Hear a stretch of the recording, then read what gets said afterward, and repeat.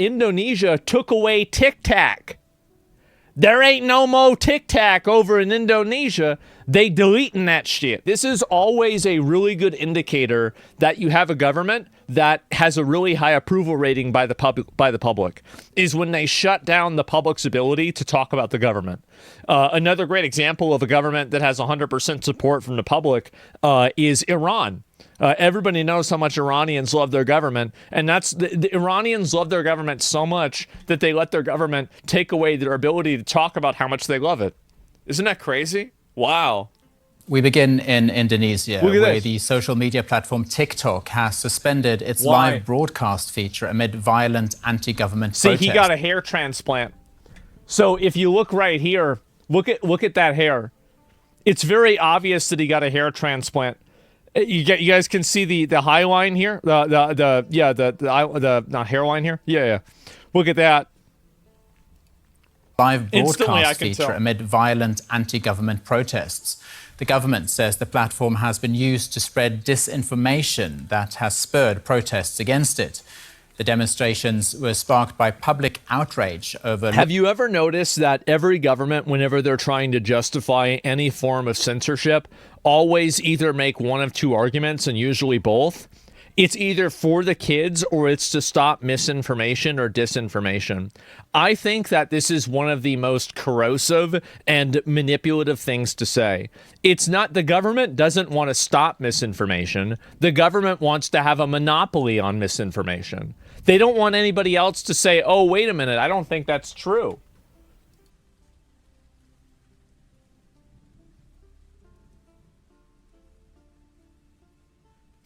Excuse me. And yeah, I got a little bit of allergies today. Lawmakers' housing allowances amid economic inequality. Yeah. They escalated after a civilian was killed when he was struck by an armored vehicle at a demonstration on Thursday night. Several people later died when they tried to jump from a building that protesters had set fire to. Oh my God.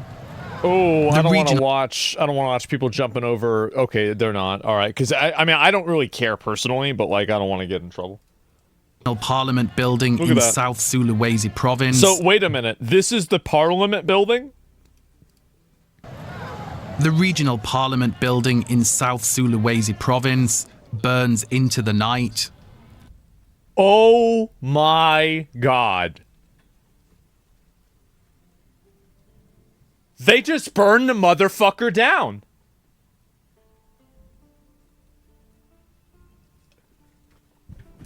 And, look, I'm not saying it was great, all right? But can we please, after watching this, stop acting like January 6th was some kind of massive fucking horrible thing? Like, this is on a totally different level. This is a completely different level. Oh my God. After demonstrations against low wages and lavish perks for lawmakers spiraled out of control. Water doesn't. It was here in the Indonesian capital, Jakarta, where an armored police vehicle like this one is regional parliament, not the main plowed one? into a 21-year-old delivery driver, Afan Kurniawan, leaving him dead. Look at them all, bro. He wasn't part of the demonstration, just doing his job when he was hit and killed. Jesus. So now they Afan's death has ignited national outrage. So they shut down TikTok, and they don't want people talking at all about the about this event. And Prabowo met his grieving family. Yeah.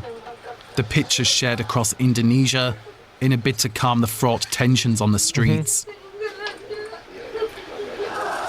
Seven police officers have been found Have you ever noticed this? Nobody there is fat. There's no fatties anywhere. There's no hogs. Look at, like, you don't see any hogs around here. There's no porkers. Police officers have been found to have violated professional ethics.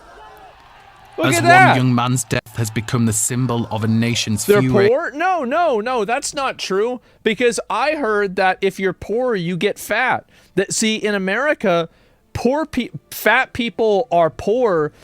Poor people are fat because it's not because of their own bad decisions. It's because they can only afford food that makes them fat. So that's impossible.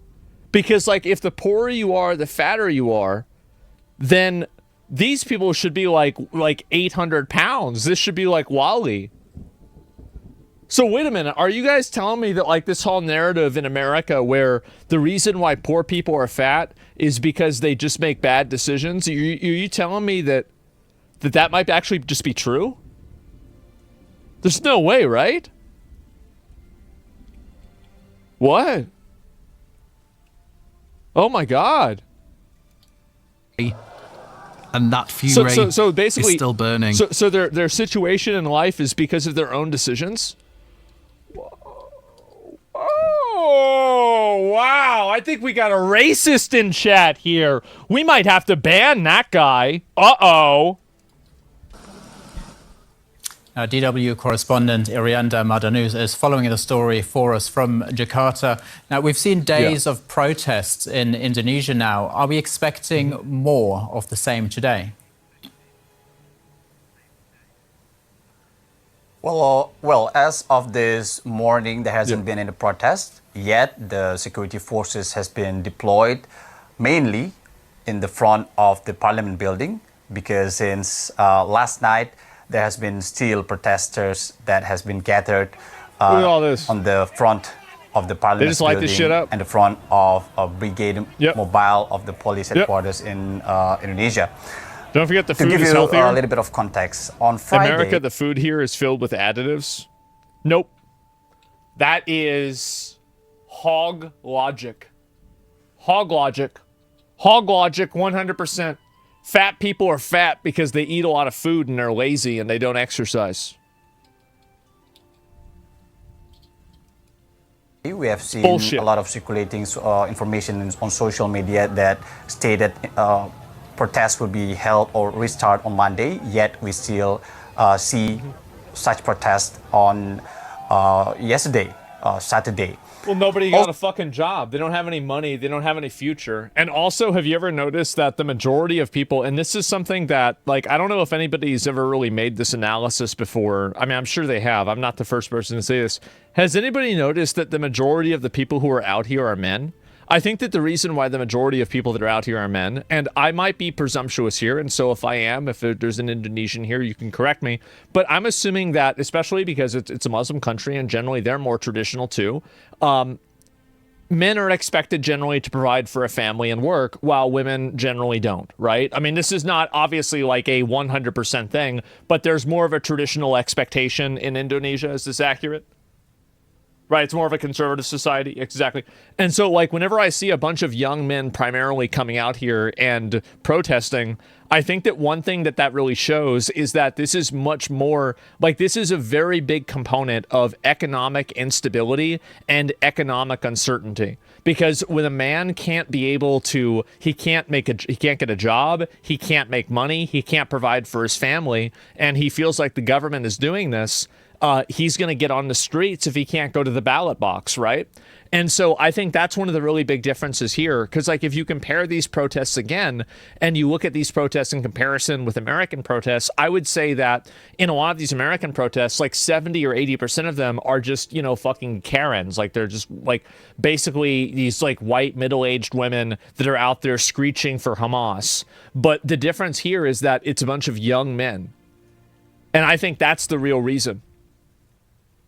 It's like in Indonesia's patriarchy system. Well, are you guys picking up what I'm putting down here, right?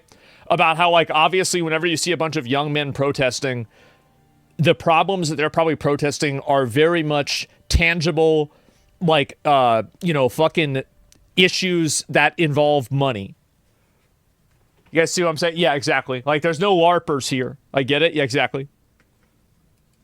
Yeah, material circumstances. What caught our attention is that there has been a looting in some of the member of the parliament's houses that has known controversially mocked the protesters. This information has to be... I got to start watching One Piece, man. I really do. I feel like that's the one anime I haven't watched. I need to get into it. After seeing this, I feel like I need to do it.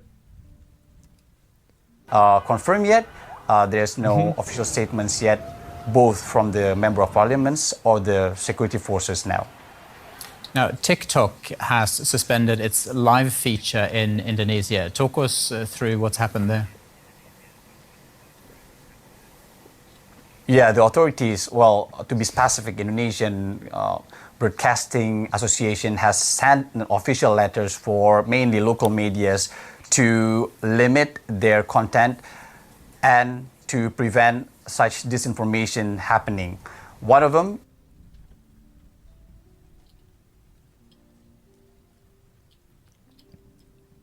Damn, that's pretty fucking bad, isn't it?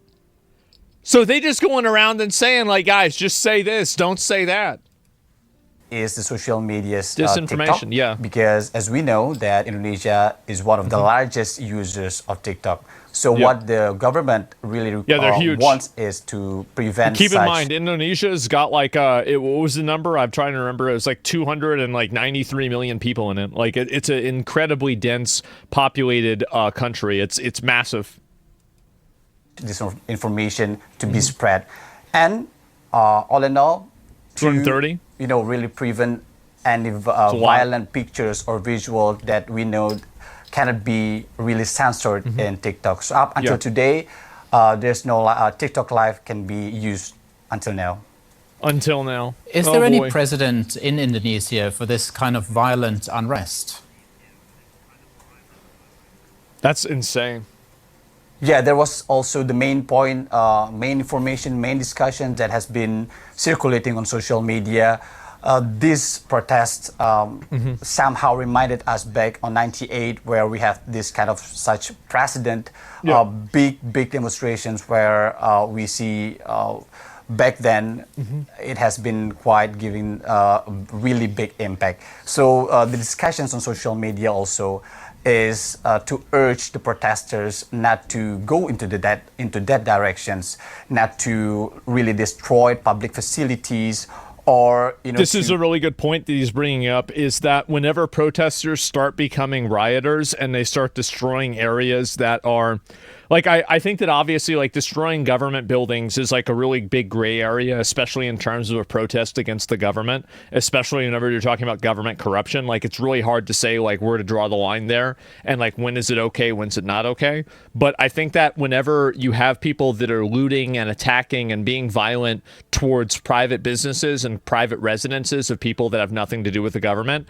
at that point you do kind of then like, because you've got to remember that a lot of people get scared whenever they see something like that because they don't want it to happen to them. Like they're afraid of having something like that happen.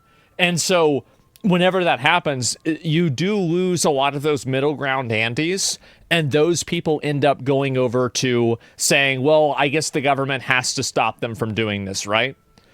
And so the government puts bad actors in the mix to delegitimize the peaceful ones as well. Look, man, and there have been accusations of that happening in America, right? I mean, there's even a term for it. The term's glowy, right? And so, like, or at least that's one term that can be used. And so one way it can be used. And so that's it. A lot of streamers on TikTok were calling for looting of foreigners' homes because they're rich. Oh, I think anybody would be against that, right? I mean, of course you shouldn't be doing that. But yeah, false flagging. Yeah, of course. I mean, we've got terms for it. We've got a whole vocabulary for this. I mean, so we understand it really well. Of course, makes sense. Do these looting activities and to stick together to what they really want and not to turn violent. In this context, the president has also giving a statement via the head of police of Indonesia to take tough actions, quote unquote, to the violent demonstrators. We have to see and wait what kind of tough actions, but it's still to be confirmed yet. And that is also the main discussion on social media right now and a lot of local media right now.